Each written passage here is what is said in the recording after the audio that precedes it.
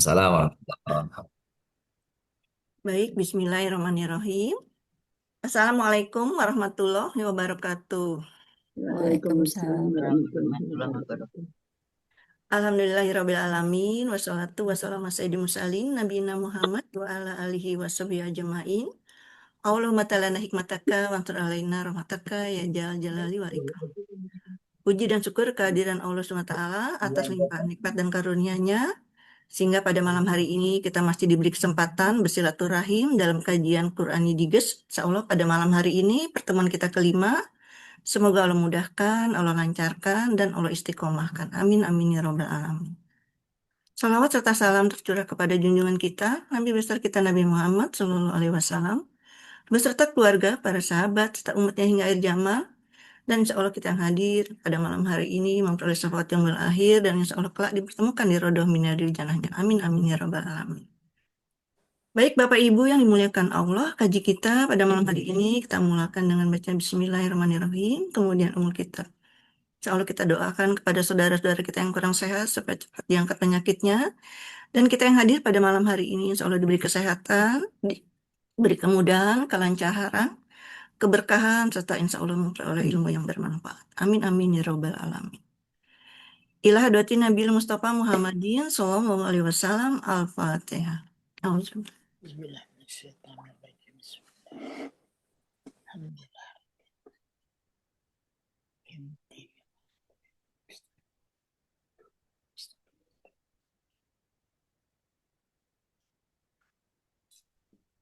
Amin, amin, ya robbal alamin. Alhamdulillah telah hadir yang terhormat Ustadz Nas, apa kabar? Alhamdulillah. Alhamdulillah sehat ya. Semoga Ustadz senantiasa dalam lindungan Allah, sehat selalu, Amin, sehingga bisa amin. mendampingi kami semua. Begitu juga dengan Bapak dan Ibu yang dimuliakan Allah juga dalam keadaan sehat walafiat. Amin. Waktu dan tempat tafadhol Ustadz. Syukran, Bendana. Nama Ustadz. Bismillahirrahmanirrahim. Assalamualaikum warahmatullahi wabarakatuh. Waalaikumsalam warahmatullahi Waalaikumsalam. wabarakatuh. Innalhamdulillah, salatu wassalamu ala rasulillah wa ala alihi wa sahbihi wa mawalah. Asyhadu an la ilaha illallah wahdahu la syarikalah. Wa asyhadu anna nabiyyana Muhammadan abduhu wa rasuluh. Allahumma salli wa sallim wa barik ala nabiyyina Muhammad wa ala alihi wa sahbihi. Subhanaka la ilma lana illa ma 'allamtana innaka antal alimul hakim wa tub alaina ya maulana innaka antat tawwabur rahim. Wa 'allimna min ladunka ilman nafi'an ya dzal jalali wal ikram. Sayyidatil Azizat, para Bapak Ibu yang muliakan, Sadatul Kiram. Alhamdulillah pada malam hari ini kita bisa hadir bersama kembali untuk melanjutkan kajian Quranic Digest kita yang pertemuan kelima tadi oleh Bunda Ana sampaikan. Mudah-mudahan pertemuan kita membawa kemanfaatan bersama, penambahan ilmu dan juga hasil pendalaman yang insya Allah bertambah. Seperti yang kami sampaikan, Bapak Ibu muliakan, memang materi yang pernah kami share dahulu, mohon maaf, mengalami sedikit perubahan-perubahan, disesuaikan dengan tema-tema yang sebisa mungkin kami coba temanya sesuai dengan ayat-ayat ahkam. Seperti berikut ini.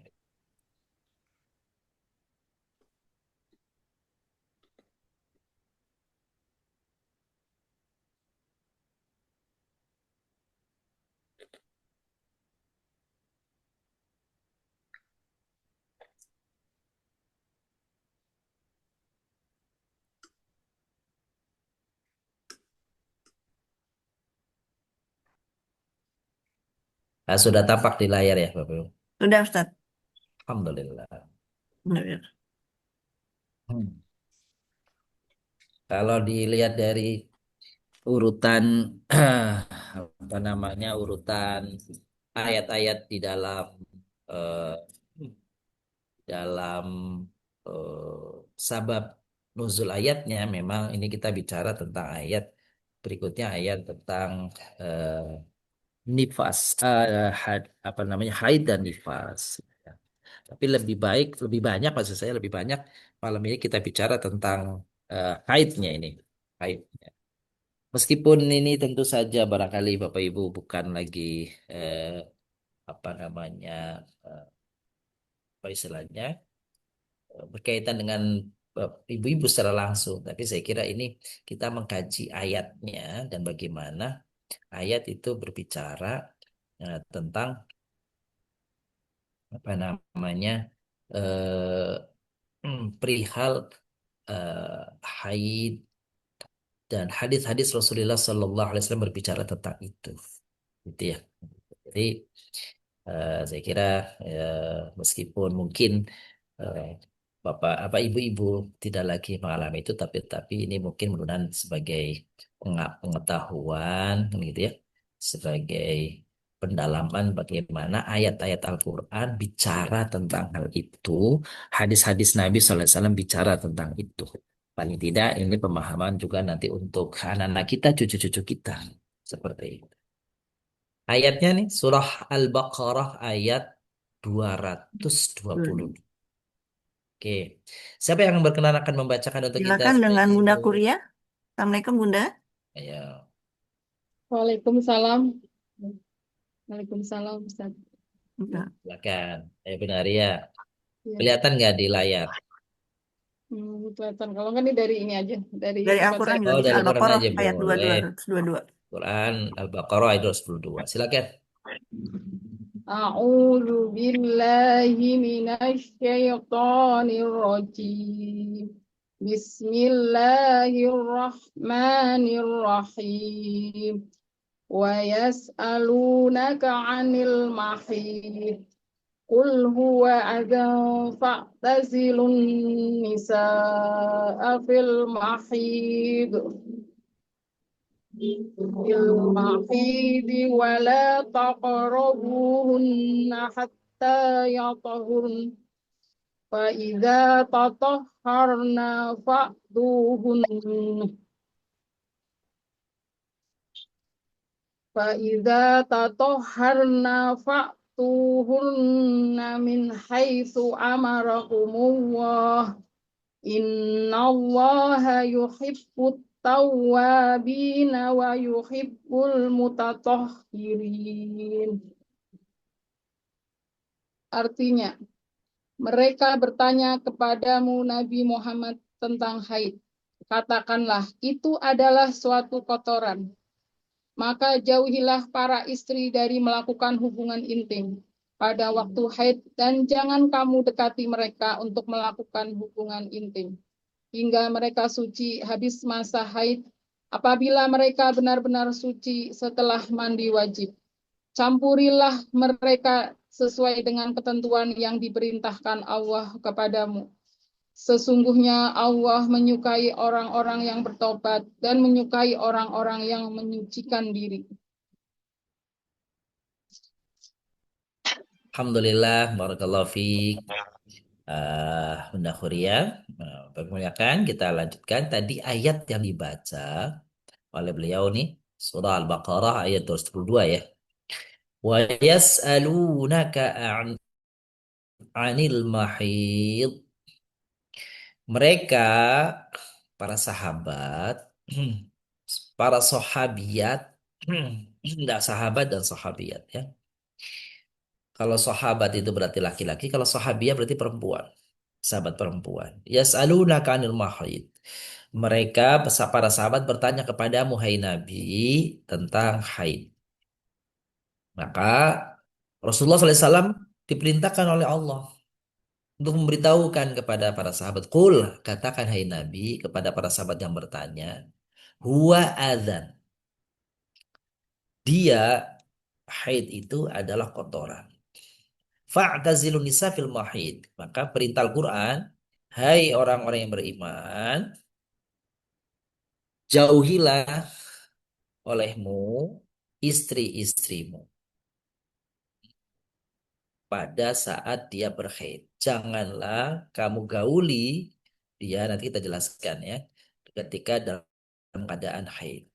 Wala taqrabuhunna hatta yathun. Jangan kau dekati dia, mereka, sampai mereka itu betul-betul telah bersuci, telah mandi besar, telah mandi wajib. Faidza tatahharna, kalau mereka sudah bersuci, fatuhunna min haitsu amarakumullah. Maka datangilah mereka, gaulilah mereka sebagaimana yang Allah perintahkan kepadamu. Innallaha yuhibbut tawabin. Sesungguhnya Allah mencintai orang-orang yang bertaubat karena keliru. Itu nggak mengetahui tentang pelarangan ini, maka bertaubat. Taubat sebagai apa namanya permohonan maaf atas kekeliruan yang dilakukan. Wa yuhibbul mutatahhirin, dan Allah mencintai orang-orang yang bersuci. Suci dari para istri-istri dan juga kepada para suami-suami. Ini ayat apa namanya Al-Baqarah ayat 212. Baik, Bapak Ibu muliakan. Apa itu haid? Haid adalah darah yang keluar bersama jaringan yang dipersiapkan untuk pembuahan di rahim perempuan. Keluarnya secara periodik nih. Nanti akan kita bahas apa bedanya antara haid dan darah yang lainnya. Sesuai dengan periode pelepasan sel telur ke rahim. Kondisi seperti itu yang dianggap kotor dan menjadikan perempuan tidak suci secara syar'i, termasuk tidak suci untuk digauli suaminya. Ini pesan daripada surah Al-Baqarah ayat 222. Dalam ayat ini, Bapak Ibu, dijelaskan tentang haid dan sikap menghadapi perempuan yang sedang dalam keadaan haid. Darah haid adalah sel-sel telur yang lemah akibat tidak dibuahi yang keluar dari rahim perempuan. Maka karena dia kotor, harus dibuang. Dan datangnya tiap bulan. Paling cepat sehari semalam lamanya. Paling cepat nih, sehari semalam lamanya.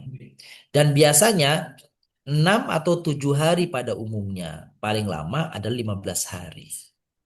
Paling lama adalah 15 hari. Jadi paling cepat sehari semalam, standar umumnya 6 sampai 7 hari, paling lama 15 hari. Ini bicara haid. Ya. Ternyata sikap terhadap wanita-wanita yang haid ini bermacam-macam. Coba kita lihat bagaimana sikap orang Yahudi terhadap wanita-wanita mereka yang haid.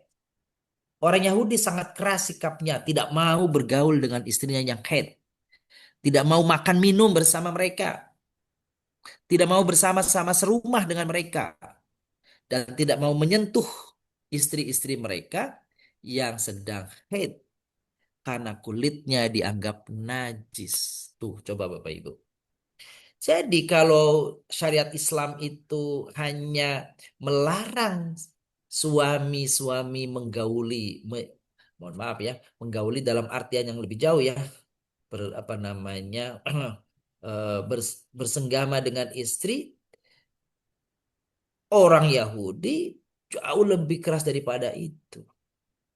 Tinggal serumah saja tidak mau, menyentuh kulitnya saja tidak mau, makan bersama saja nggak mau.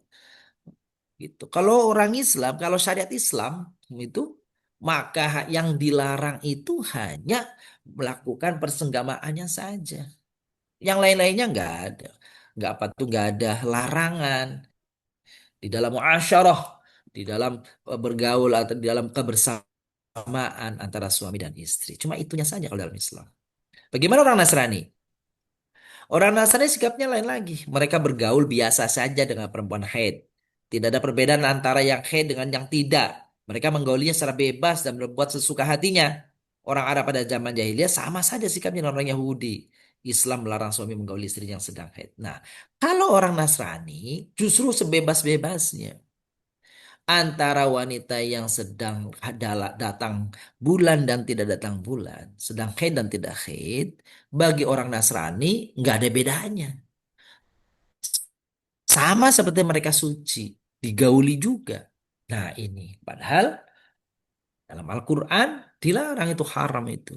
Kenapa? Karena Allah mengingini gitu dalam kehidupan suami istri itu sehat jasmani, sehat rohani. Itu karena itu adalah darah yang kotor. Para ahli kesehatan telah banyak menerangkan tentang bahaya bersetubuh dengan perempuan haid. Ini medis ya. Akhir ayat tersebut menerangkan bahwa Allah sayang sekali kepada orang yang mau bertaubat dari kesalahannya karena dahulu mungkin tidak tahu hukumnya, dan kepada orang yang selalu menjaga kebersihan zahiriyah dan batiniyah. Masa haid pada wanita dewasa terjadi saat indung telur yang tidak dibuahi dikeluarkan dari tubuh. Karena tidak terjadi pembuahan, maka dinding rahim yang semula sudah dalam keadaan siap menerima pembuahan akan berkontraksi. Dengan kontraksi ini, maka indung telur yang tidak dibuahi akan dibuang. Tuh kan? Indung telur yang tidak dibuahi, karena lemah mereka itu, akan dibuang keluar bersama darah yang dikeluarkan dari urat darah rambut yang pecah. Setelah telur dan darah keluar tubuh akan mengulang kembali proses pematangan indung telur menjadi apa namanya sehat kembali, segar kembali, siap untuk dibuahi. Itu mengapa Islam itu apa namanya memberikan batasan-batasan pada para suami kepada istrinya di masa-masa seperti itu. Ternyata Al-Quran sudah terlebih dahulu jauh sebelum orang-orang ahli medis menyampaikan. Al-Quran sudah memberikan guidance bagaimana menyikapi suami menyikapi istrinya dalam keadaan seperti ini. Semua proses ini diulang terus-menerus pada periode waktu tertentu setiap bulan. Indung telur baru dibentuk, hormon yang sama juga dikeluarkan. Semuanya dalam waktu yang sama. Dengan demikian, wanita mempunyai waktu tertentu yang betul-betul gitu. Karena proses yang alamiah tadi itu sebenarnya bukan alamiah ya. Proses yang sudah di apa namanya dibuat oleh Allah, di apa namanya ditakdirkan oleh demikian itu benar-benar agar para wanita betul-betul siap di masa suburnya untuk siap dibuahi. Apabila pembuahan terjadi, maka pola haid yang berputar secara terus-menerus akan berubah atau akan berhenti. Terjadinya kekosongan di dalam rahim hanya dapat diketahui melalui pemeriksaan anatomi kandungan dengan menggunakan peralatan canggih. Nah, tapi ternyata perubahan yang hanya dapat diungkapkan oleh ilmu pengetahuan modern ini telah diungkapkan oleh Al-Quran yang demikian itu. Apa kata Al-Quran? Allahu ya'lamu ma tahmilu kullu untha wa ma taghidul arham wa ma tazdad wa kullu syai'in indahu bimiqdar.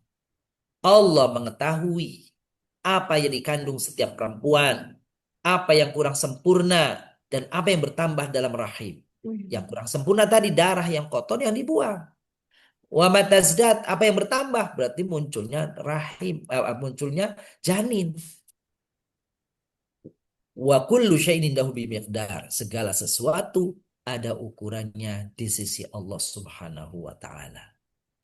Ayat di atas berbicara mengenai terjadinya masa haid.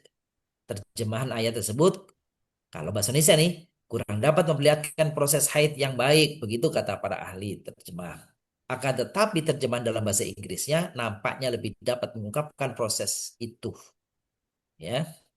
Kira-kira demikian nih kalau bahasa Inggrisnya nih. Kata para ahli nih. Allah knows. Ya, Allah knows what every female bears and every shrinking of the womb and every swelling. Everything has it measure with head. Allah mengetahui apa yang dikandung setiap wanita. Setiap penyusutan. Ya, penyusutan rahim dan setiap pembengkakan. Itu. Kalau tadi bahasa Arab, bahasa terjemah bahasa Indonesia kan bukan penyusutan pembengkakan. Ya, pengurangan dan penambahan. Kan gitu ya. Nah, itulah para ahli mengatakan rasa-rasanya terjemahan bahasa Inggris ini kok lebih mendekati bahasa Arabnya. Segala sesuatu ada ukurannya di sisi Allah Subhanahu wa taala. Pada permulaan masa haid, lapisan mukus atau lendir yang melapisi dinding rahim, atau dalam istilah medisnya lapisan endometrium setebal 0,5 mm, oleh pengaruh hormon yang dikeluarkan oleh indung telur, lapisan itu akan menebal menjadi 5 sampai 6 mm. Lapisan inilah yang kemudian dibuang saat telur tidak dibuahi. Sebagaimana dapat dilihat dari ayat di atas, penebalan dan terlepasnya lapisan di dinding rahim diekspresikan oleh terjemahan shrinking, dan smelling tadi di dalam bahasa Inggris. Nah, Bapak Ibu, itu haid. Seringkali orang memperdebatkan antara haid dan istihadah. Istihadah. Tadi haid sudah kita jelaskan sedikit ya. Nah, coba kita bedakan. Haid adalah sesuatu yang sudah diketahui oleh wanita balighah pada umumnya. Mungkin ada yang belum mengenal istilah istihadah. Jika haid tidak boleh sholat dan puasa atau yang dilarang syariat, ya seperti baca Quran, tawaf, gitu, berhubungan.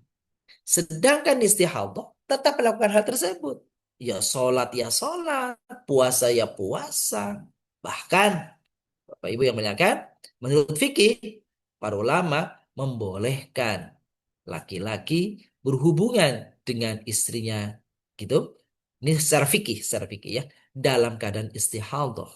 Perkara mau atau tidak mau itu adalah perkara individual, tapi perkara fikihnya membenarkan, membolehkan seorang suami mendatangi istrinya pada saat istihadah, gitu ya, bukan pada haid, pada istihadah.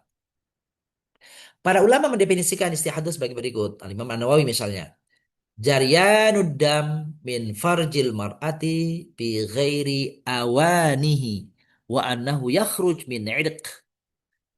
Apa itu istihadah menurut Al-Imam Nawawi? Istihadah adalah darah yang keluar dari kemaluan wanita yang bukan pada waktunya dan keluar dari urat pembuluh. Berbeda dengan yang tadi. Syekh Muhammad bin Salih Al-Utsaimin beliau juga mengatakan bagaimana mendefinisikan daripada haid, mohon maaf, istihadah. Beliau mengatakan istimrarud dam, terus menerus, keberlangsungan, tidak putus. Alal mar'ati bihaitsu la yanqati' anha abadan aw yanqati' anha muddatan yasirah kal yaumi wal yaumain fi syahr. Jadi yang namanya istihadah menurut Syekh Al-Utsaimin adalah darah yang keluar terus-menerus dari seorang wanita dan tidak terputus selamanya atau terputus sehari dua hari saja dalam sebulan. Jadi keluar terus-menerus. Oleh karenanya darah yang seperti ini bukan darah kotor. Itu dia darah, bukan darah tadi tuh yang seperti haid tadi. Jadi istihadah adalah darah yang keluar dari kemaluan wanita yang terus-menerus. Ini kondisi pertama. Keluar terus-menerus tanpa henti. Pada kondisi kedua, keluar terus-menerus dan berhenti sebentar. Ini nanti pada kondisi ketiga. Kondisi pertama. Kondisi pertama. Yaitu keluar terus-menerus adalah hadis seorang sahabat wanita yang selalu beristihadah dan tidak pernah suci. Jadi ada sahabat Nabi itu yang ternyata qadarullah mengalami apa yang disebut istihadah dan gak berhenti-berhenti. Gitu ya. Nah, kok bisa jadi begitu? Ya itulah cara Allah melalui peristiwa ini maka menjadi pelajaran bagi wanita-wanita muslimah yang lainnya. Karena Rasulullah SAW kemudian beliau dawuh, kemudian beliau apa namanya memberikan hukumannya, petunjuk petunjuk apa namanya amaliyah ibadah dan seterusnya. Kalau tidak ada waktu itu terus terjadi sekarang, itu nanti kan problem fikihnya jadinya apa namanya problem syariatnya jadi masalah. Nah, dalam hal ini dengan peristiwa seorang sahabat Nabi yaitu namanya Fatimah bintu Hubeish, beliau bertanya kepada Aisyah, "Hmm, kenapa Fatimah sendiri nggak bertanya kepada Nabi pada masa itu dan kapanpun saya kira wajar seorang wanita rasa-rasanya agak riskan mungkin untuk bertanya langsung kepada Nabi tentang hal-hal demikian. Maka keberadaan daripada Aisyah radhiyallahu anha itu sangat-sangat menjadi penting, menjadi jembatan bagi kaum wanita para sahabiat saat itu untuk bertanya tentang hal-hal yang berkaitan dengan wanita kepada Rasul melalui Aisyah radhiyallahu anha. Anggaplah menjadi juru bicara, penyampai, pesan, pertanyaan. Karena para sahabat, jangankan sahabat-sahabat wanita, para sahabiat, para sahabat-sahabat yang laki-laki aja segan. Tidak semuanya berani bertanya kepada Nabi Shallallahu Alaihi Wasallam. Nah, ini kita hadisnya begini nih. Dari Aisyah radhiallahu anha, bahwa Fatimah binti Abu Hubeish berkata kepada Rasulullah Sallallahu Alaihi Wasallam, Ya Rasulullah ini ustahad wa fi riwayatin ustahadu fal adhar. Ya Rasulullah sungguh aku ini tidak pernah suci. Dalam riwayat lain aku mengalami istihadah maka tidak pernah suci terus menerus. Itu tuh darahnya keluar itu terus menerus. Hanya sehari dua hari berhenti keluar lagi, keluar lagi. Dalil kondisi kedua yaitu darah terus menerus keluar dan berhenti sebentar. Kalau yang tadi nggak berhenti-berhenti. Kalau yang Fatimah bintu Hubash, yang dari Hammah bintu Jahsy, ini berhenti tapi sebentar. Ya Rasulullah ini ustahadu haidatan kabiratan syadidatan. Rawahu Ahmad Abu Dawud wa Tirmidzi wa sahah wa nuqila anil Imam Ahmad tashihi anil Bukhari. Jadi ini hadisnya ditasahihkan oleh Bukhari. Ya Rasulullah sungguh aku sedang mengalami istihadah yang deras sekali. Secara medis, ini yang disebut dengan dysfunctional uterine bleeding namanya. Atau pendarahan uterus disfungsional kalau dalam dunia medis. Adalah pendarahan tidak normal yang dapat terjadi dalam siklus maupun di luar siklus menstruasi. Karena gangguan fungsi mekanisme pengaturan hormon tanpa kelainan organ. Menurut penelitian, sekitar 90% terjadi bukan pada siklus haid dan 10% itu menyatu pada siklus haid. Jadi istihadah itu umumnya sih tidak menyatu dengan siklus haid. Itu. Tetapi ada juga yang menyatakan penelitiannya 10% terjadinya istihadah bersamaan dengan haid. Ini kalau anak-anak kita bertanya nih, ibu-ibu, kira-kira kita sudah punya gambaran nih. Itu ya. Penyebabnya masih belum diketahui secara jelas, bisa jadi karena terjadi istiadah nih, stres, nih, tekanan pebatin, tekanan karena apa namanya kerja dan sebagainya. Tuh. Boleh jadi karena obesitas atau sebaliknya, karena kegebat atau terlalu kurus, itu menjadi keluarnya darah tadi. Pengginaan, ya alat apa namanya, kontrasepsi atau alat kontrasepsi dalam rahim spiral, ya penggunaan ini bukan penggunaan ini penggunaan keliru nih.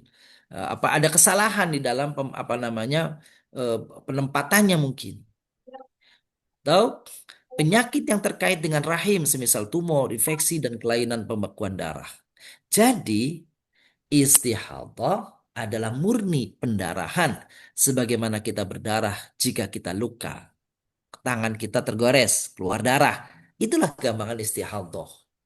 Sedangkan haid adalah darah hasil peluruhan, pembuangan lapisan atas pada dinding rahim secara perlahan-lahan. Sehingga kita akan paham perbedaan darah tersebut. Nah, sekarang ada orang bertanya, bagaimana itu tahunya yang darah ini adalah haid, yang ini dari istihadah? Kalau waktu antara istihadah dan haid bersamaan. Kalau tidak bersamaan, artinya seorang muslimah tahu siklusnya dia. Maka dia akan tahu, oh ini haid, oh ini istihadah. Tapi ada kalanya yang tadi kita bilang 10% tadi, itu ternyata keluarnya istihadah itu bersamaan dengan siklusnya haid. Maka bagaimana cara membedakannya? Bapak Ibu yang kemuliakan. Cara mengenal dan membedakannya. Ulama menjelaskan perbedaan darah haid dan istihadah dengan cara-cara tamyiz dan membedakan berikut ini. Pertama, bisa dilihat dari warnanya. Dari warnanya. Darah haid umumnya hitam. Sedangkan darah istihadah umumnya merah segar. Itu dari sisi warnanya ya. Sekarang dari sisi konsistensinya. Darah haid sifatnya keras dan kaku. Sedangkan istihadah lunak dan empuk seperti darah pada umumnya kalau kita luka. Baunya, darah haid beraroma busuk karena tadi ada penyakit ya yang dibuang, tidak enak, sedangkan istihadah tidak busuk karena merupakan darah biasa karena terputusnya urat pembuluh. Membeku, Darah haid tidak membeku, sedangkan darah istihadah membeku ketika keluar seperti darah biasa. Kelima, kekentalannya. hmm, Darah haid kental, sedangkan darah istihadah kurang kental. Ini menurut para ahli kalau ingin membedakan secara fisik, secara material, ya, antara darah yang disebut dengan haid dan darah yang disebut sebagai istihadah. Ulama menjelaskan ada dua cara membedakan, yaitu dengan tamyiz, tadi pembedaan, dan dengan adah, kebiasaan. Kan ulama menjelaskan ada tiga keadaan wanita istihadah. Keadaan pertama, dia tahu kebiasaan siklus haid sebelumnya dan lama haidnya, gitu ya. Jadi si A, si Fulan haidnya biasanya rutin itu 6 hari, gitu ya.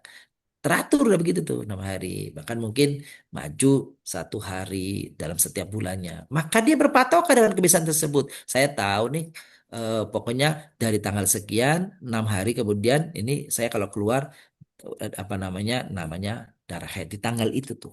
Bulan depannya mungkin maju 1 hari, bulan depannya lagi maju saya. Tapi dia sudah tahu nih rutinitas itu, kebiasaan itu. Nah itu kan dia tahu nih.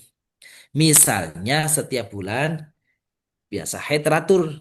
Haid dari tanggal 5, setiap tanggal 5 selama 7 hari. Maka ketika istihadah ia mengalami haid tanggal sekian, itu, itu ya. Maka kalau dia sudah tahu waktunya, maka yang di luar itu berarti itu adalah istihadah. Tadi ya, ini. Ini seperti tadi hadisnya, dalam riwayat yang berbeda, Fatimah binti Abi Hubeish bertanya kepada Rasulullah, "Ya Rasulullah, inni ustahaldu fala athur, afa ada'us sholah." Ini kata Fatimah, aku ini he- head apa namanya ustuhadoh, istihadoh, dan gak ada suci-sucinya. Apakah saya meninggalkan sholat karena saya keluar darah terus nih? Itu enggak head, enggak, ini pokoknya terus-menerus keluar.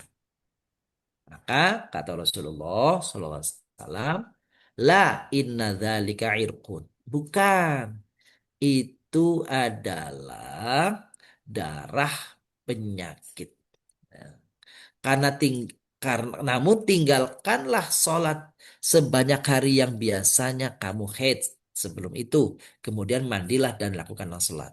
Jadi kalau orang tahu, seseorang wanita tahu setiap tanggal 5 sampai tanggal 11 setiap bulannya datang itu haid, maka di tanggal itu sampai tanggal kebiasaan dia berhenti, maka dia tidak boleh sholat. Anak tahu kebiasaan itu ya. Waduh, masing-masing wanita tahu lah. Nanti ketika sudah kebiasaan itu apa namanya berhenti tetapi masih terus tuh, maka kata Nabi, irtasili wasolli. Tuh ya. Kalau sudah biasanya 6 hari nih, lalu kemudian sudah selesai 6 harinya itu, ya kan masing-masing jadi malah mengetahui siklusnya ya. Maka setelah itu, setelah selesai 6 hari yang diyakini sebagai haid itu, selanjutnya dia mandi. Dan setelah mandi, maka sholatlah sebagaimana biasanya. Itu tuh. Oke. Terus Nabi SAW bersabda kepada Ummu Habibah bintu Jahsh, Umkuthi qadra ma kanat tahbisuki haidatuki thumma tasili wa sholli. Diamlah atau jalani haidmu selama masa haid yang biasa menghalangimu, yang biasa kau hitung, yang tidak bisa engkau apa namanya sholat dan sebagainya. Lalu setelah yakin itu berhenti di hari ke-6 misalkan atau 7, maka setelah itu mandilah dan lakukanlah sholat. Jangan menunggu darahnya berhenti yang ternyata itu adalah istihadah. Itu ya. Kondisi kedua, tidak diketahui kebiasaan siklus haid sebelumnya. Kan gitu. Ngacak. Itu ya. Kemudian mengalami istihadah. Maka gunakan tamyiz, pembedaan dari ciri darah tadi tuh Bapak Ibu di. Ya, baunya, warnanya, kekentalannya, kan gitu ya. Itu tuh kan dilihat itu. Karena apa? Karena dia tidak mengetahui siklus yang apa namanya acak-acakan. Kalau yang siklusnya udah rutin paten mah gampang. Tanggal 5 sampai tanggal 11 atau tanggal 5 sampai tanggal 12 misalkan gitu ya. Maka dia head berarti saya tanggal apa ya 12-nya berhenti biasanya jam berapa biasanya utamanya kebiasaannya. Maka setelah itu saya mandi. Itu oke, udah ketahuan padahal darahnya keluar terus. Nah, darah yang keluar terus itu namanya istihadah. Sekarang nggak jelas, kadang maju, kadang mundur gitu tuh. Maju mundur nggak jelas tuh. Maka karena nggak jelas waktunya, nggak bisa dipastikan sebagaimana orang yang siklusnya rutin tadi, dia melakukan namanya tamyiz. Apa tamyiz? Dengan cara membedakan darah yang tadi sisi materialnya, wujudnya. Dari sisi warnanya, dari sisi baunya, dari sisi kekentalannya, kan gitu. Dan yang lain-lainnya tadi ada 5 tadi itu ya. Itu. Terus Rasulullah Sallallahu Alaihi Wasallam ini dia. Nabi mengatakan ini tentang darah haid ini. Idza kana damul haidati fa innahu aswadun yu'raf. Fa idza kana dzalika famsiki 'anis salati fa idza kana al-akharu fatawaddai wa shalli fa innama huwa yadiq. Apa kata Nabi Sallallahu Alaihi Wasallam? Kata beliau, darah haid itu adalah apabila berwarna hitam yang dapat diketahui bagi perempuan. Maka tinggalkanlah sholat kalau masih ada darah begitu. Tetapi jika selain itu cirinya, maka berwudulah. Artinya kok keluar darah tapi nggak seperti tadi warnanya, baunya, kentalannya, dan sebagainya itu. Maka kalau bukan itu, berwudulah dan lakukanlah sholat karena itu adalah darah penyakit. Ya. Oke. Hmm. Ya. Kondisi ketiga, tidak diketahui waktu yang jelas kebiasaan haid sebelumnya. Mungkin karena haidnya tidak teratur. Haidnya tidak teratur. Hmm. Dan tidak bisa membedakan apakah darah haid itu atau dari istihadah nih. Kan gitu ya. Maka ia mengikuti siklus kebiasaan haid wanita di keluarganya dan sekitarnya. Nih kondisi ketiga nih. Apa namanya? Kasus ketiga nih. Ya Bapak ya. Ibu-ibu nih kalau anak-anak kita nih mengalami nih cara membedakan antara haid sama istihadah.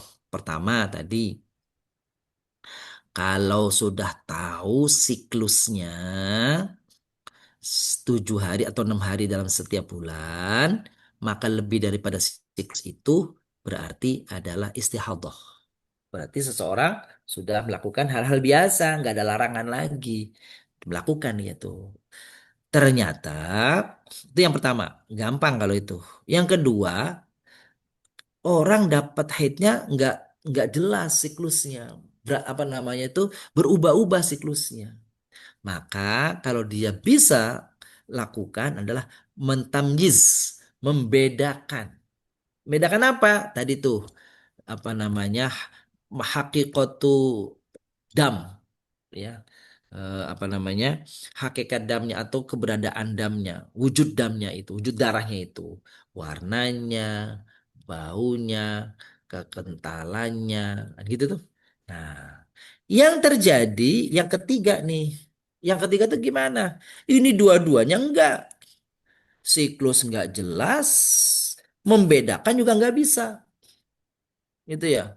Siklusnya kacau, pas dibedakan enggak jelas juga di darahnya nih. Maka yang bersangkutan hanya perlu menginduk. Oke lah, saya mengikuti, kalau ini perempuan nih, mengikuti ke umumnya atau kebiasaannya keluarganya yang di mana dia tinggal di situ. Gitu ya. Ambil di situ. Berapa hari? 6 hari. Dia ngikutin di situ. Tanggal berapa umumnya? Tanggal sekian sampai tanggal sekian. Udah ambil aja. Entah kakaknya, entah adiknya kan gitu gitu. Dia ambil patokan itu terus dia ngikutin itu. Sisanya maka dianggap istihadah. Itu tuh Bapak Ibu. Ini kalau sama sekali absurd, sama sekali nggak jelas. Tanggal siklus nggak tahu, warna pembeda tadi nggak bisa apa namanya nggak ketahuan pembedaannya. Ya udah akhirnya dia menginduk, meniru keluarga yang terdekat yang tinggal di situ. Ya sudah ngikutin dia saja. Berapa hari biasanya umumnya? 6 hari, 7. Ya udah ambil 7 hari. Setelah 7 hari, sisanya adalah disebut istihadah. Artinya istihadah, dia harus melakukan sebagaimana amal apa tuh, melaksanakan amalan-amalan kesehariannya tanpa apa namanya terhalang karena keluarnya darah haid. Hmm. Ini kita baca terjemahannya nih. Ya Rasulullah, sungguh aku sedang mengalami istihadah yang deras sekali. Lalu bagaimana pendapatmu tentangnya? Karena ia telah menghalangiku sholat dan puasa. Ini kata sahabiat tadi.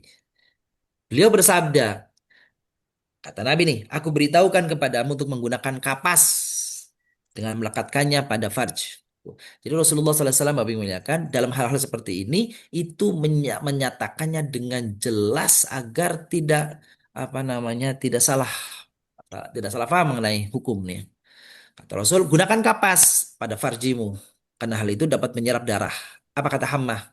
Kata Hamnah nih, darahnya lebih banyak dari itu ya Rasulullah, nggak cukup pakai kapas. Maka Nabi pun bersabda, ini hanyalah salah satu usikan setan. Maka hitunglah haidmu 6 sampai 7 hari. Udah, pokoknya patokan 6 hari, 7 hari. Kan gitu. Menurut ilmu Allah Ta'ala, lalu mandilah sampai kamu merasa telah bersih dan suci. Kemudian sholatlah selama 24 atau 3 hari dan puasalah. Ya. Jadi maksudnya apa nih? 6 hari, gitu ya. Tuh, 6 hari itu kan 6 hari kan haidnya nih. Ya, kan gitu. 24 hari itu berarti kan sucinya. Gitu. Maka yang 24 ini apa namanya? Eh istihaldo namanya. Gitu, istihaldo namanya. Catatan. eh ini bukan 23 nih maksudnya Ibu. 23. 24 atau 23. Maksudnya kalau 24 berarti 6 hari, kalau 23 berarti 7 hari. Ya. Dan puasalah. Itu. Kalau Ramadan ya ambil saja yang 6 hari 7 hari. Anggap 7 hari. Berarti sisanya yang 23 hari puasa. Catatan perhatikan bahwa Nabi SAW memberikan pilihan 6 atau 7 hari. Maksudnya agar ia beristihad dan menyesuaikan dengan adat kebiasaan wanita. Jadi silakan pilih. Mau 6 atau mau 7. Bagaimana? Ya menurut dia kemantapannya apa. Kalau mantapnya 6 ya 6. Kalau mantapnya 7 ya 7. Karena keumuman. Kan tadi dibilang paling pendek sehari semalam, paling panjang 15 hari. Ini keumumannya 6 sampai 7 hari. Nah, maksudnya agar ia beristihad dan menyesuaikan dengan adat kebiasaan wanita sekitarnya. Jika mereka punya 6 hari, ya 6 hari, gitu ya. Jadi jangan makan apa namanya pilih enaknya. Istihadnya harus dimantapkan dalam hati. Itu keumumannya berapa di situ. Bagaimana dengan darah setelah operasi rahim? Wanita bisa menjalani operasi rahim karena keadaan tertentu. Ini dibahas juga oleh Syekh Muhammad Shalih Utsaimin. Dan belum merincinya seperti ini Bapak Ibu nih. Wanita tidak mungkin lagi haid. Misalnya menjalani operasi pengangkatan rahim secara total. Dan secara medis memang tidak mungkin haid karena rahimnya sudah tidak ada. Maka hukum darah yang keluar adalah flek dan bukan darah istihadah. Jadi apa namanya ini mah darah biasa. Jadi tidak ada kaitannya dengan haid atau istihadah. Darah keluar terus-menerus setelah operasi, bukan operasi pengangkatan total rahim. Nah, ini yang dianggap karena adanya operasi tadi, maka jangan dianggap istihadah atau jangan dianggap haid. Bagaimana ibadahnya wanita yang mustahidah yang beristihadah tadi? Salatnya berbeda dengan wanita haid yang diwajibkan bersuci dengan cara melakukan mandi wajib. Wanita yang istihadah hanya dianjurkan berwudu jika hendak mengerjakan sholat. Tuh, Ibu. Jadi nggak usah mandi terus. Udah mandinya diyakini tadi aja. Kalau sudah 6 atau 7 hari mantapnya yakinnya. Ya udah habis itu mandi. Udah mandi wajib sekali aja. Setiap kali mau sholat, wudu aja. Saja berwudu dan engkau wanita yang sedang istihadah di setiap hendak mengerjakan sholat. Tapi wudunya berlaku sekali pakai untuk setiap sholat. Ya, mau sholat wudu. Habis itu kapan nanti datang lagi waktu sholat mau sholat, sholat wudu. Puasanya bagaimana orang istihadah? Wanita yang sedang mengalami istihadah tidak terhalang untuk berpuasa. Ini didasarkan pada riwayat yang menyatakan bahwa Nabi pernah memerintahkan Hamnah bintu Jahsy untuk berpuasa dan mengerjakan sholat dikala mengalami istihadah. Ibadah lainnya, wanita yang istihadah tidak terhalang untuk melakukan ibadah lainnya seperti haji, tawaf, baca Quran, menyentuh mushaf, masuk masjid, itikaf. Pokoknya yang hal-hal yang dilarang dalam haid, kalau istihadah nggak dilarang Bapak Ibu. Boleh semua. Itu tawaf ya lanjut, baca Quran ya nggak apa-apa, kan gitu. Itikaf di masjid ya boleh. Ya seperti orang sehat aja, seperti orang nggak ada masalah aja. Wanita tersebut boleh melakukan semua ibadah tanpa dimakruhkan. Bahkan bukan makruh hukumnya, gitu ya. Boleh. Sebab hukum yang berlaku padanya adalah hukum sebagaimana berlaku pada wanita suci umumnya. Hal ini sesuai dengan khabar, sumber sabda dari Rasulullah SAW di samping pengkiasan kepada ibadah sholat dan puasa pada khususnya. Bagaimana dengan jima? Hubungan badan suami istri nih. Jima juga dibolehkan bagi wanita yang sedang istihadah. Sebab darah yang keluar darinya merupakan darah segar alami yang berbeda dengan darah haid, darah kotor yang bisa menyebabkan penyakit. Nah, gitu. Jadi cuma kembali kepada masing-masing orang. Kalau bicara hukumnya boleh, tapi kembali kepada orang. Silakan menyikapinya. Abu Dawud meriwayatkan dari Ikrimah dan Hamnah bintu Jahsy bahwa dia telah mengalami istihadah. Ikrimah berkata, adalah Ummu Habibah juga pernah mengalami istihadah di mana suaminya juga menyetubuhinya. Siapa suaminya Ummu Habibah? Ya Rasulullah Shallallahu Alaihi Wasallam. Hamnah adalah istri Tolha. Oh, Ummu Habibah ini bukan Muhammad, bukan ya. Sementara Ummu Habibah ini adalah istrinya Abdurrahman bin Auf, ya. Ini bukan, ada juga istri Nabi namanya Ummu Habibah. Selain itu, tidak ada nas yang sahih tentang larangan berhubungan suami istri saat istri sedang istihadah. Tuh, tapi kita kembali kepada urusan masing-masing. Wanita yang sedang istihadah bebas melakukan muamalah sebagaimana wanita suci pada umumnya, sebab hukum atasnya sama dengan hukum wanita yang suci pada umumnya dan tidak ada dalil yang menyelisihi kesimpulan yang demikian. Ini Bapak Ibu muliakan, sebelum kita masuki hadis-hadis pendukung tentang hal di atas, silakan jika ada hal yang bertanya yang sekiranya saya bisa menjawabnya. Monggo, dipersilakan. Silakan Bapak Ibu yang ingin bertanya. Assalamualaikum Pak Ustadz. Waalaikumsalam Ah, warahmatullahi Baik. wabarakatuh. Ya, Alhamdulillah mungkin sebagian besar saya baru mengetahui sampai sedetail ini ya Pak Ustadz. Masya Allah. Yang ingin saya tanyakan, Mm, ini untuk anak saya ya Pak Ustadz ya. Iya, Jadi kan tadi menurut Pak Ustadz itu untuk haid itu kan masanya kalau yang biasa itu kan 1 sampai 6 atau 7 hari ya Pak Ustadz. iya, Tapi betul. bisa juga sampai 15 hari. Mm, Ini eh, nanya apa yang dialami oleh anak saya itu memang dia siklusnya teratur mm, sampai 7 hari. Setelah mm, itu kan dia mandi besar, mm. sudah sholat. Iya. Tapi 2 3 hari kemudian eh, suka ini lagi dong, Pak Ustadz suka ada flek lagi, Mm, flek lagi. Tapi saya nggak begitu menanyakan gitu, itu kah apakah itu warnanya seperti apa gitu Pak Ustadz. Cuman saya bilang ya udah setelah itu kamu mandi aja, mandi lagi terus sholat lagi. Tapi sehari kemudian suka begitu lagi gitu Pak Ustadz. Nah itu bagaimana? Apakah itu termasuk yang istihadah atau karena mm. masih belum sampai 15 hari? Terus yang Baik. pertanyaan kedua Pak Ustadz, Mm, ini yang untuk haid itu kan berdarah kotor ya Pak Ustadz. mm, Jadi mm. yang untuk sholat dan baca Quran juga tidak boleh Pak Ustadz sama sekali begitu Pak Ustadz untuk baca Quran. Apakah boleh dibolehkan baca Quran asal tidak menyentuh mushaf? Mungkin itu saja pertanyaannya. Assalamualaikum warahmatullahi wabarakatuh. Waalaikumsalam warahmatullahi wabarakatuh. Makasih Bu Ika, saya kita bagi. Jadi kalau tadi pada seseorang itu kita ketahui Bapak Ibu muliakan, yang namanya haid itu minimal sehari semalam, maksimal adalah 15 hari. 15 hari. Ya, Keumumannya 6 sampai 7 hari. Seperti itu. Iya. Kalau di luar kebiasaan 6 sampai 7, maka yang dia lakukan adalah tadi semestinya. Apa itu? Dia harus kenali, melakukan tamyiz, melakukan pembeda. Dia mesti pahami ini dari hakikatu mahiyatud dam, dari sisi apa namanya darahnya.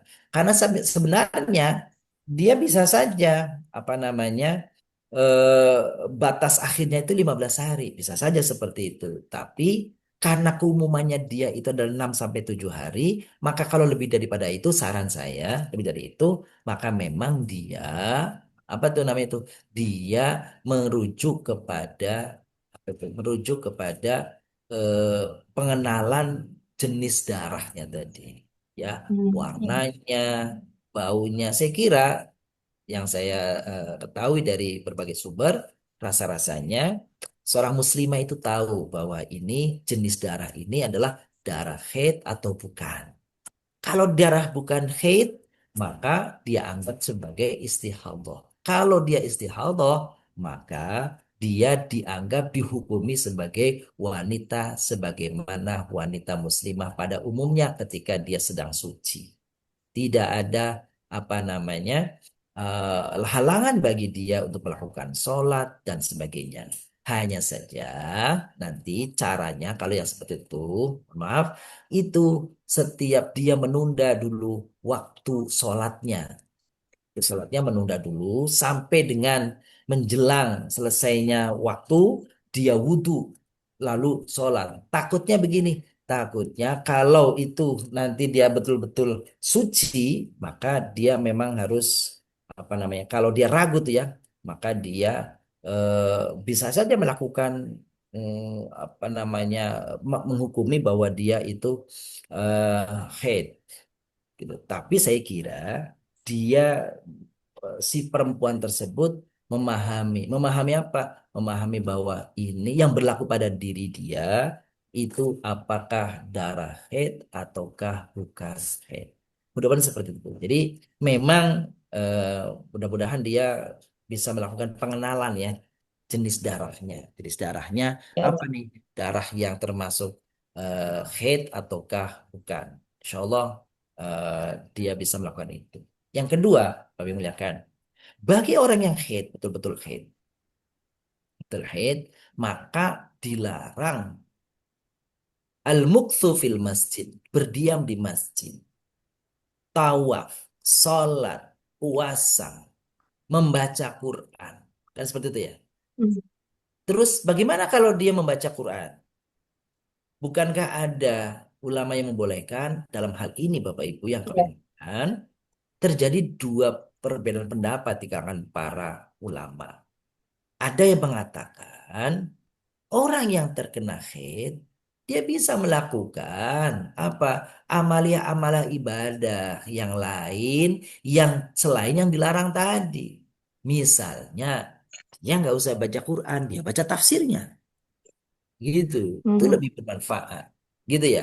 Jangan Iya. sampai menyiasati kok biasanya juga nggak seneng baca Quran kok tiba-tiba lagi head baca Quran kan gitu. Nah, ini kan namanya menyiasati. Wong hari-hari biasanya dia hari lagi bersih aja nggak suka. Misalnya kalau begitu deh, nggak suka baca Quran kok tiba-tiba dia baca Quran kan gitu. Maka kalau kecuali nih kata ulama yang bolehkan, kecuali para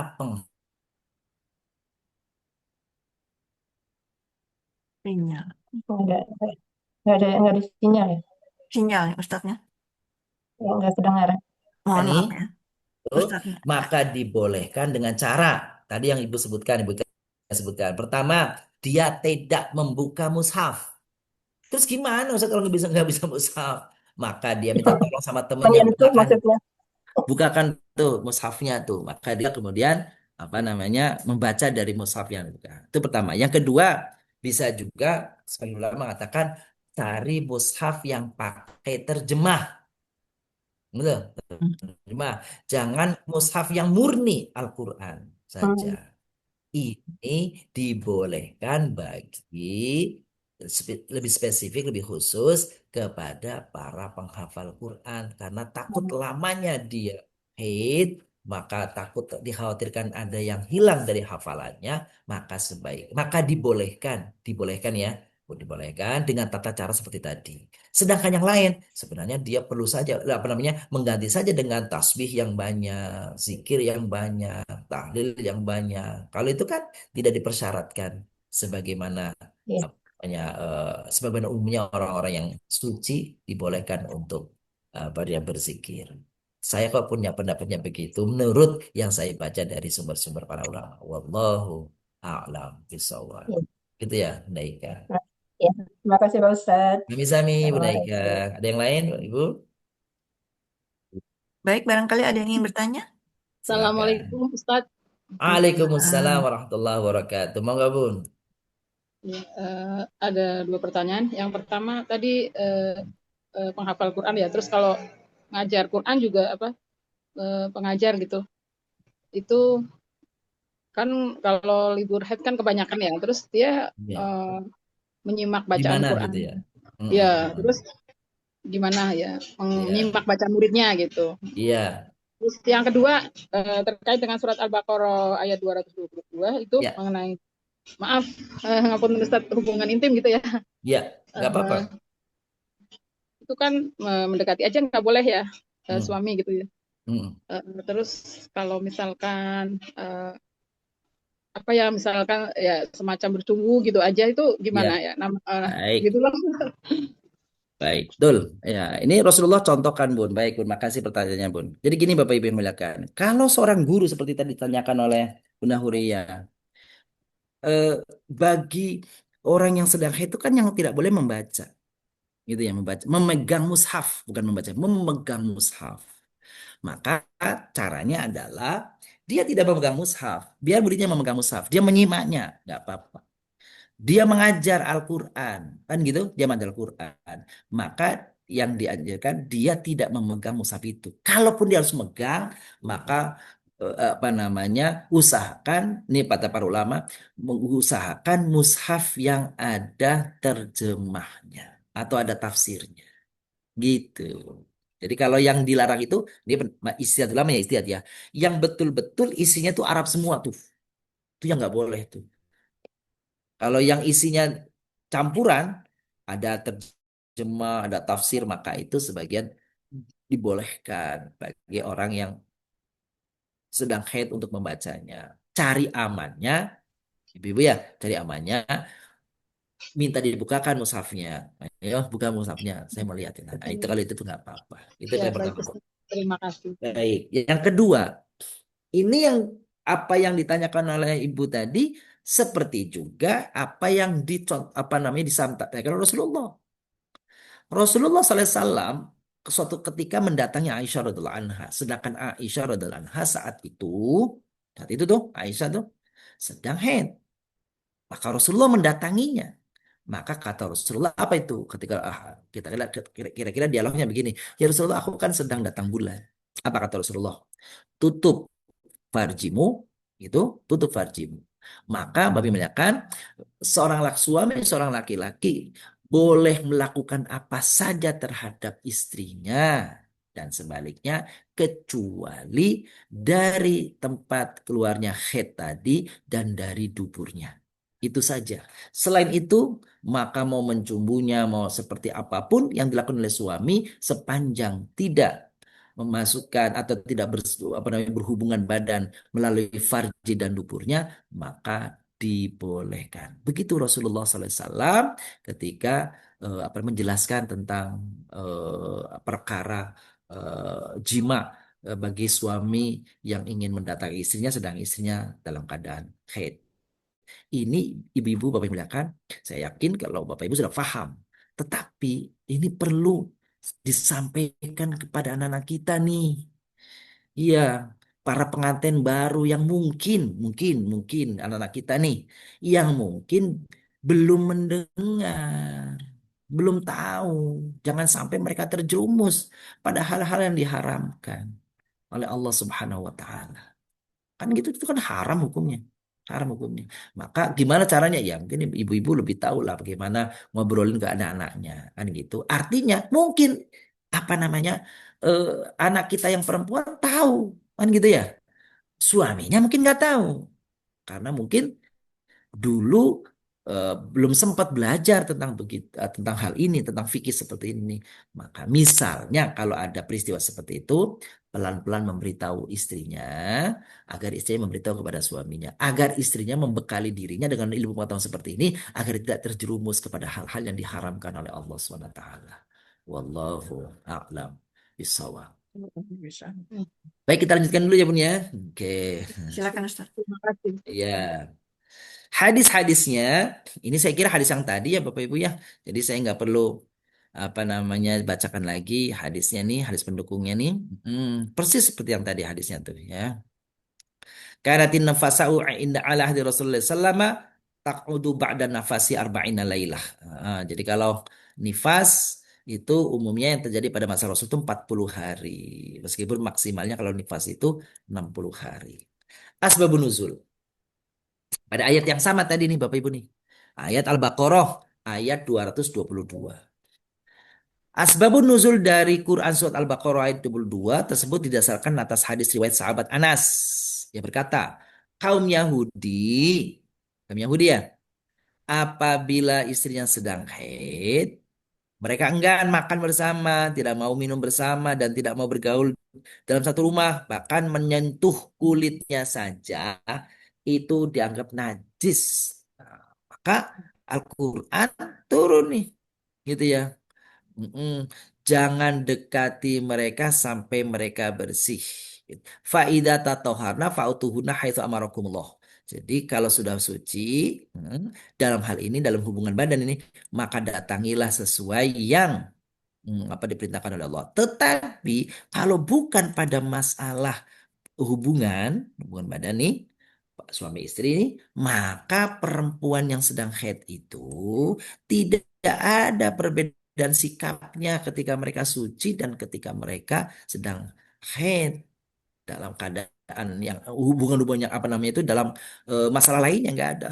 Hidup serumah, makan bersama sama bahkan tadi saya katakan seperti yang Nabi contohkan, ya kan? Bergumul dengan istrinya saja boleh kecuali pada apa namanya apa namanya hal yang tadi dilarang tadi, kubul dan dubur tadi, depan dan belakang tadi. Kalau dia sedang haid, nggak boleh. Selain itu, maka boleh. Maka ayat yang berbicara barangkali apa namanya dalam surat Al-Baqarah eh, nisaukum harthul lakum fa'tu harthakum anasyitum, boleh kau datangi istrimu itu sesuai harapanmu kecuali dari arah yang dilarang oleh Allah Subhanahu wa taala, yakni dari arah kubul depan, maksudnya dari apa farji, dan dari dubur yang tidak boleh. Suatu ketika Nabi tanya hal ini oleh para sahabat. Nabi menyuruh untuk makan dan minum bersama, tinggal dalam satu rumah, serta boleh melakukan apa saja kecuali melakukan hubungan hubungan suami istri. Yang dimaksud hubungan suami istri adalah terjadinya betul-betul hubungan badan, artinya koitus yang dalam bahasa apa namanya bahasa medis. Tapi kalau cuma bercumbu nggak masalah, nggak apa-apa, boleh kan gitu. Orang-orang Yahudi berkata, apa yang dilakukan oleh Muhammad meninggalkan hal tersebut semata-mata hanya ingin berbeda dengan kita. Nah, ketika dilakukan oleh Nabi begitu tuh, kalau orang Yahudi tadi tidak boleh tinggal serumah, tidak boleh bersama istrinya, nggak boleh makan dengan istrinya, nggak boleh ini dan itu, justru Nabi mengatakan lakukan semuanya itu, kecuali yang tidak boleh adalah berhubungan badan tadi, ya, melakukan persenggamaan. Maka orang Yahudi mengatakan itu kan supaya Muhammad beda dari kita aja, itu. Sementara itu, Asbabun Nuzul Al-Baqarah ayat 223 mendasarkan hadis Jabir. Yahudi mengatakan, barang siapa yang menggauli istrinya dari arah depan, kubur, dan arah belakang, dubur, maka Asbabun Nuzul Quran 223 mendasarkan hadis Jabir yang menyatakan seperti itu.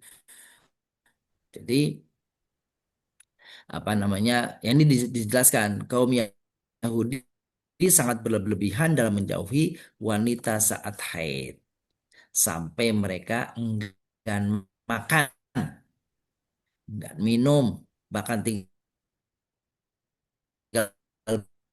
bersama dalam satu rumah. Mereka menganggap haid merupakan penyakit, terlalu menyepelekan masalah ini.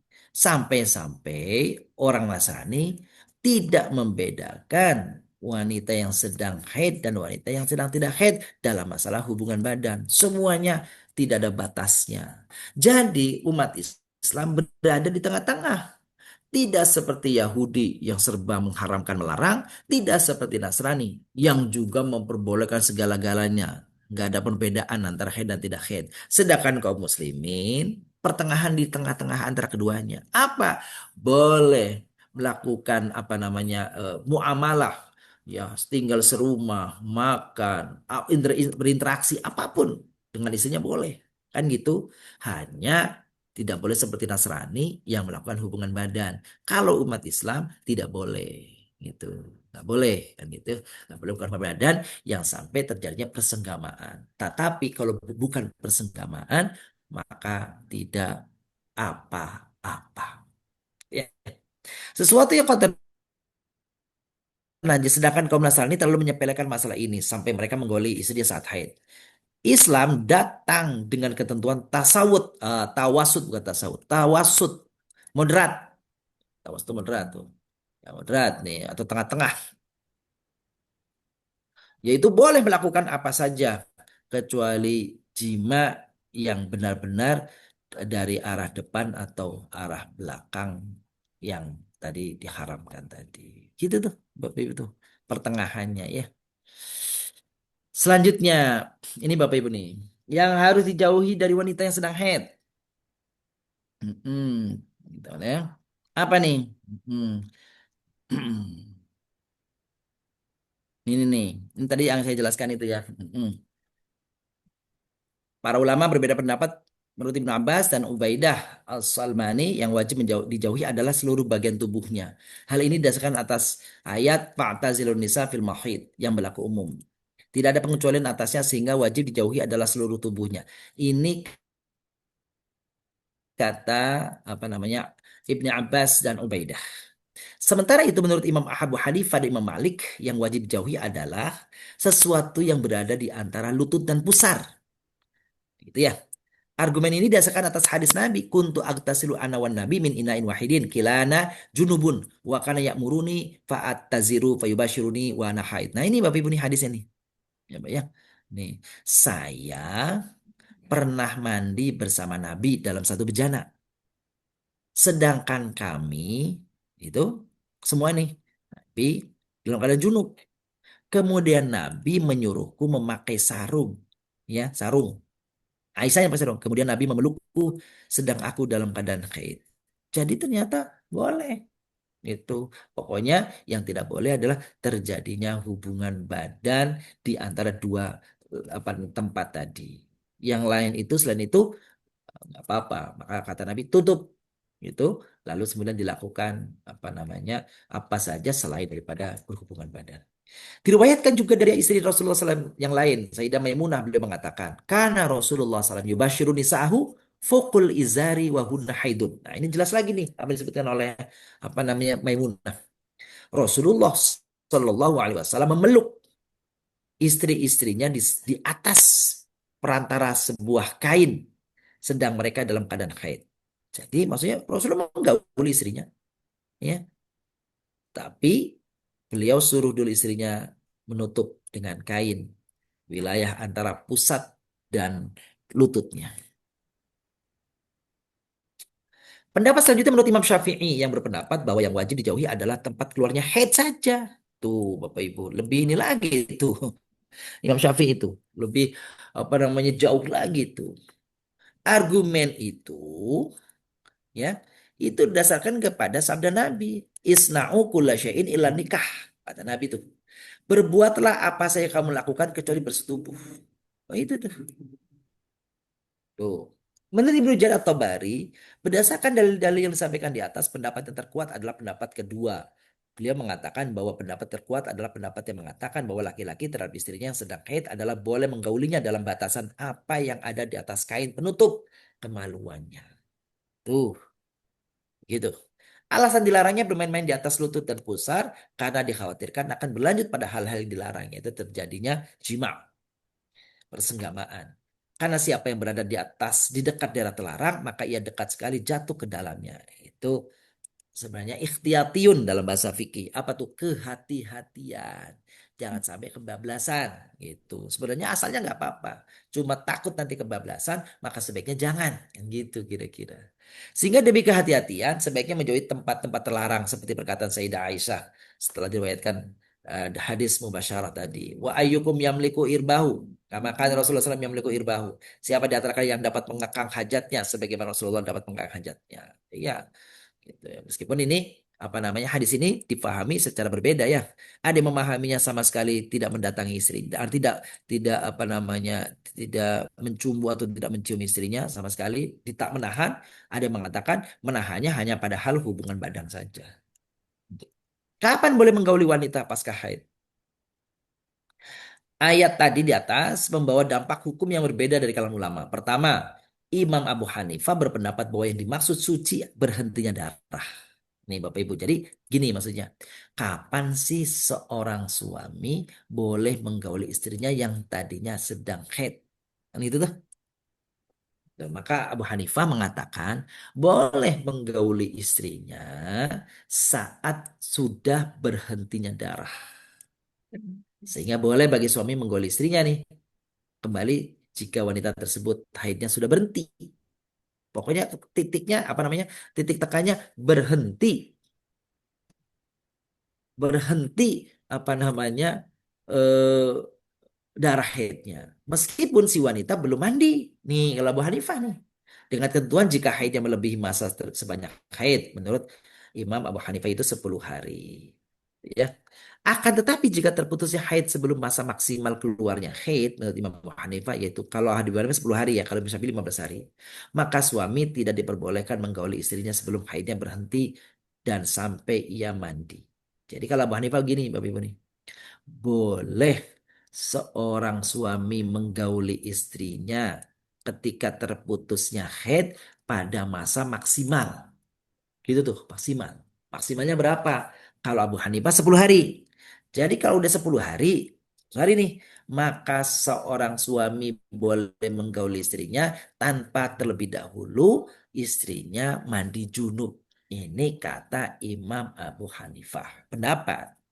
Kedua, menurut mayoritas ulama, Imam Malik, Imam Syafi'i, Ahmad bin Hambal, bahwa ini maksud suci adalah terhentinya haid sampai ia mandi bersuci junub. Tuh, kecuali tadi Abu Hanifah, yang lain mengatakan yang dimaksud suci itu betul-betul sudah mandi. Kalau Abu Hanifah, nggak apa-apa belum mandi, tapi ada persyaratannya kalau sudah mencapai usia maksimal daripada haid. Itu. Perbedaan ini didasarkan atas pembacaan yang berbeda. Kata-kata yathurna, kan gitu ya. Yathurna tadi itu. Sedangkan ayat kedua dibaca tasdik tatoharna yang memiliki arti suci dengan upaya manusia yaitu mandi dengan air. Imam Abu Hanifah menyamakan antara yathurna dengan tatoharna yang penting suci, bukan mandi. Sedangkan Imam Syafi'i Hambali Maliki mengatakan tatoharna itu artinya mandi. Gitu. Itu hanya beda. Beda haknya tasdid sama yang tidak tasdid tuh begitu tuh. Kalau yathur suci, kalau tatoharna bersuci. Kalau Imam Malik antara bersuci suci dan bersuci sama aja. Tapi kalau Imam apa namanya yang mayoritas tadi beda. Suci itu berhentinya haid. Kalau bersuci mandi. Itulah begitu para ulama cara memahami ayat sampai detail tentang perbedaan kata-katanya itu gitu ya. Dengan demikian diperbolehkan menggauli istri yang haid jika terpenuhi dua syarat yaitu berhenti haidnya dan telah mandi dan tidak diperbolehkan tanpa keduanya. Ini pendapatnya jumhur ulama, mayoritas ulama. Kalau pendapatnya Imam Abu Hanifah, mah boleh. Yang penting si fulan, si muslimah tadi sudah mencapai batas maksimal dari apa rentang waktu haidnya. Bapak Ibu nih, denda suami yang menggauli istrinya saat haid. Gitu ya. Mayoritas ulama nggak mengharuskan bersedekah 0,5 dinar. Hmm. 3 sampai 3,9 gram emas. Tuh. Kalau ternyata ada yang kelewatan, kebablasan, seorang suami tetap menggauli istrinya yang sedang haid, ya terjadi apa namanya pergumulan, persetubuhan nih, maka dia melakukan apa namanya membayar nih 3,9 gram emas atau sama dengan setengah dinar. Oh, setengah dinar ya, 0, dinar. Satu dinar 3,9 berarti separuhnya. 4 ya 2 gram emas lah, 2 gram emas kan gitu ya. Oke. Yang terakhir Bapak Ibu muliakan nih. Asbabul wurud yaitu sebab-sebab turunnya hadis, keluarnya hadis. Ini hadisnya juga tentang haid. Inama dzalika irqun wa laysa bil haidati fa idza aqbalatil haidatu qatrukis salata fa idza dhahaba qadruha faghsili anki dama wa tawadda'i li kulli salatin hatta yaji'a dzalikal waqt. Artinya sesungguhnya yang demikian itu hanyalah darah penyakit tadi istihadah ya, dan bukanlah darah haid. Bila datang haid, tinggalkanlah sholat.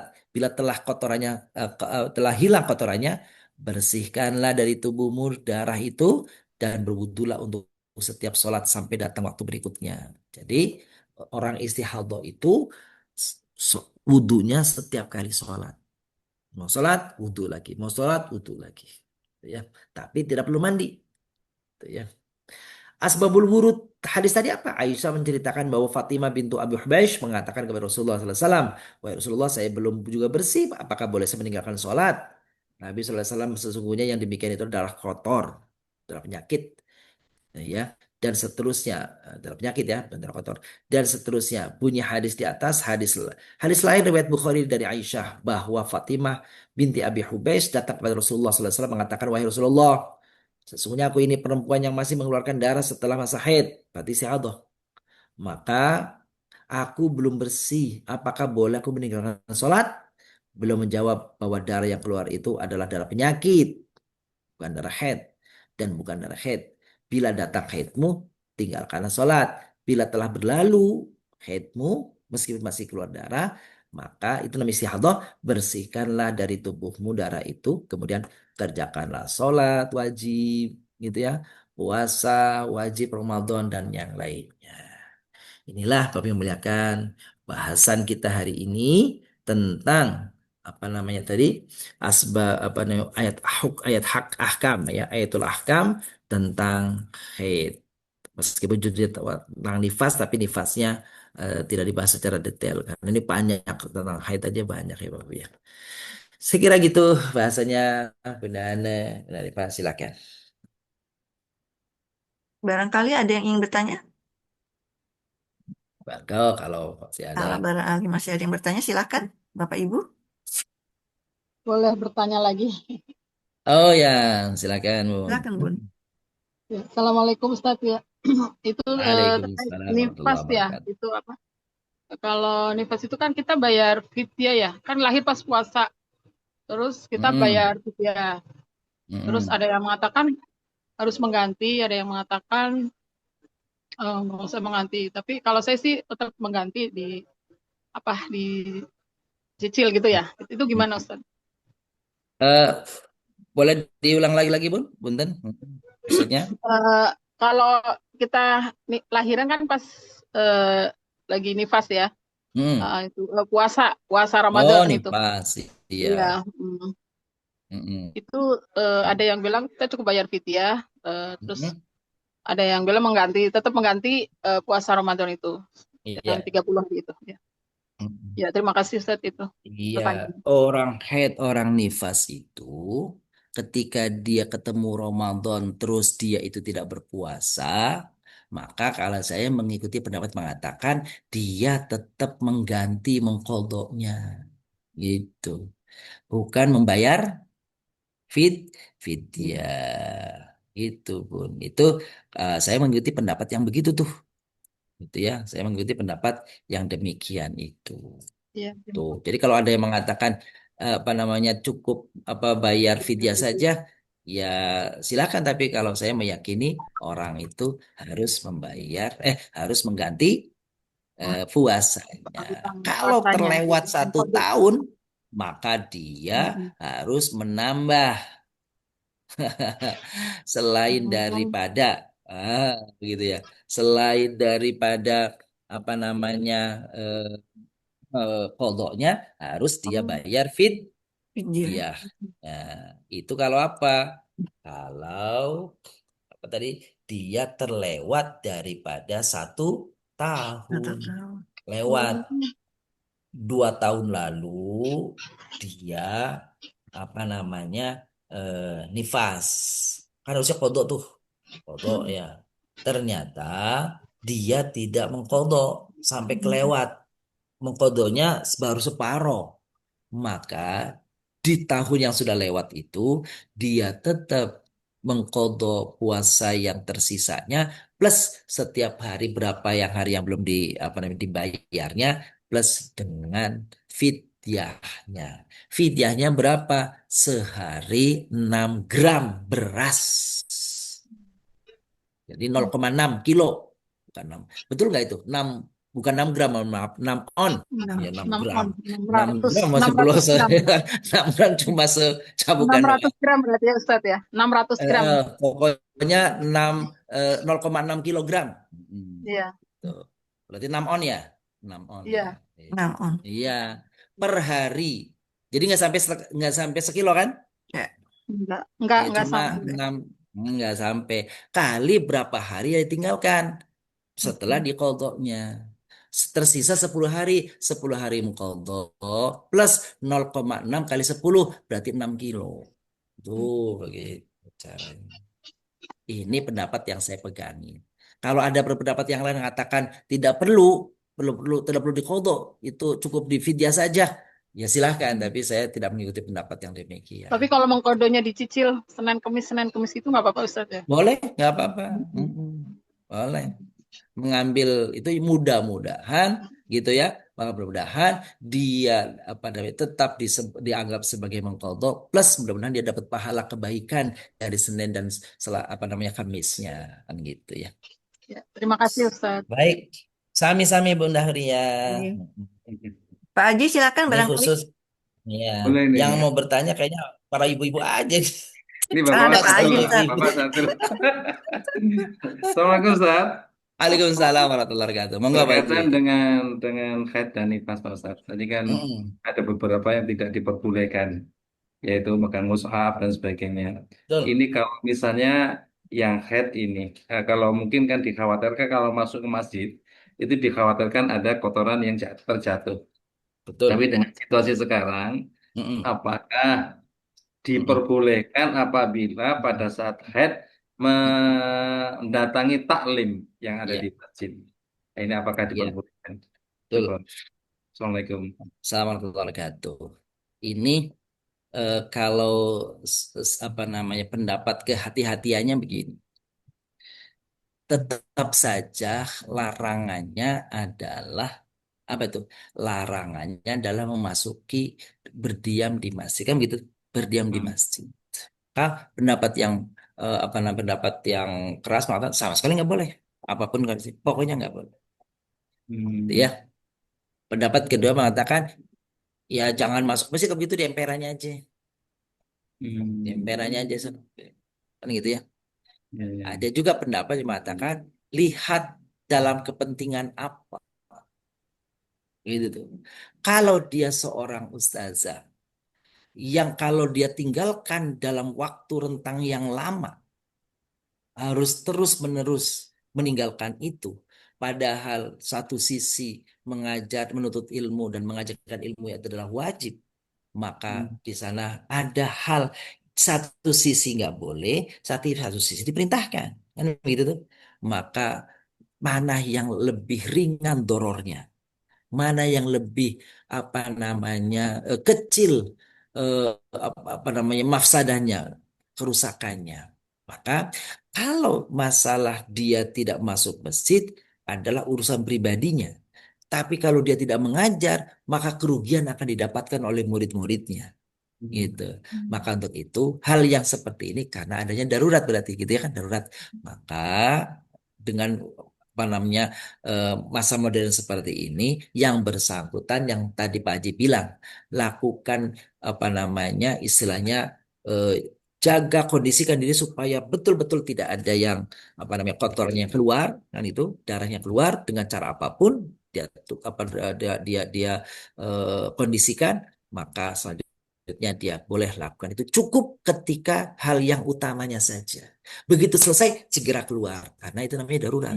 Enggak habis ngajar ngobrol-ngobrol di situ canda saja itu ya bukan darurat yang itu namanya. Seperti itu kira-kira jalan keluarnya. Sebab kalau dia tidak ngajar apalagi sepekan repot banyak murid-murid yang akan terbengkalai. Seperti itu. Syukran Ustaz. Sami-sami. Baik. Cukup ya Bana ya. Jika tidak ada yang bertanya, baik Ustadz, silakan ditutup dengan doa. Alhamdulillah. Terima kasih. Bunda. Ini memang sesuai bahasanya begitu, jadi ya urusan gitu ya. Ya mohon maaf Bapak Ibu. Jadi sesuai sabab nuzulnya ayatnya itu ya. Insya Allah kita lanjutkan di kesempatan berikutnya. Insya Allah mari kita akhiri pertemuan kali malam hari ini dengan sama-sama membaca doa. Astagfirullahaladzim, astagfirullahaladzim, astagfirullahaladzim, min kulli dzambin adzim. Allahumma shalli wa sallim wa barik ala sayyidina Muhammad wa ala alihi wa sahbihi. Allahumma بما علمتنا وعلمنا علما تنفعنا اللهم ارزقنا فهم النبيين وحفظ المرسلين والهام الملائكة المقربين برحمتك يا ارحم الراحمين وصلى الله على نبينا محمد وعلى اله وصحبه وسلم والحمد لله رب العالمين. Amin, amin, amin. Makasih Ustadz. Baik, Bapak Sami-sami. Ibu yang dimuliakan Allah, kaji kita pada malam hari ini kita tutup dengan doa kafaratul majelis. Subhanakallahumma wa bihamdika, asyhadu an Asyhadu la an la ilaha ilaha illa illa anta, anta astaghfiruka astaghfiruka wa atubu ilaik. wa atubu Makasih ilaik. Ustadz, makasih Bapak Sami-sami, Ibu, Dana, Pak Bapak Ibu semua. Paribati. Sami-sami. Sampai minggu depan ya. Makasih. Assalamualaikum, sehat Bu selalu. Rifa, makasih.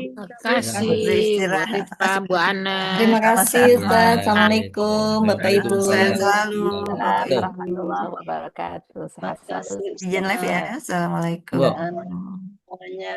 Assalamualaikum Warahmatullahi wabarakatuh. Waalaikumsalam.